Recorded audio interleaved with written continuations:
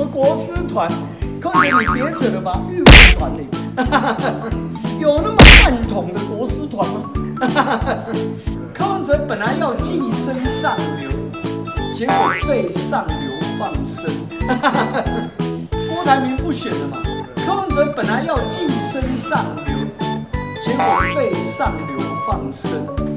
那昨天更扯，我说柯文哲，我输辣就是输辣，输辣的登记方法也是这样子。柯文哲典型的输辣，柯文哲啊，输不起也玩不起啦。什么国师团？柯文哲你别扯了吧，预饭有那么饭桶的国师团吗？这叫什么国师？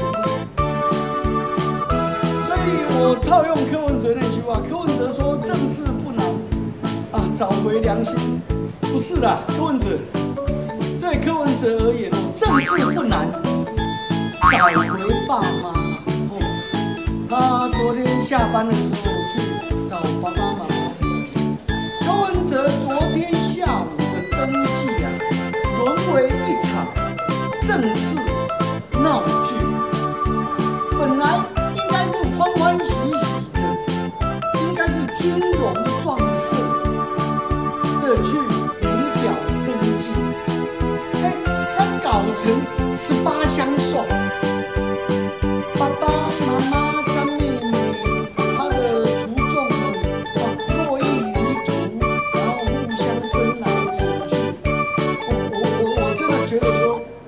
凸显出柯文哲就是个俗辣嘛。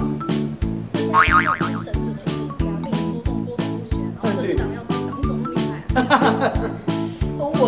我前天神奇的预测，前天在友台的政论节目，那主持人谢振武律师，最后又问一轮哦，又问7位来宾6位都说，明天啊，郭台铭一定登记参选，只有我说我还是坚定的认为郭台铭不会，郭台铭不选。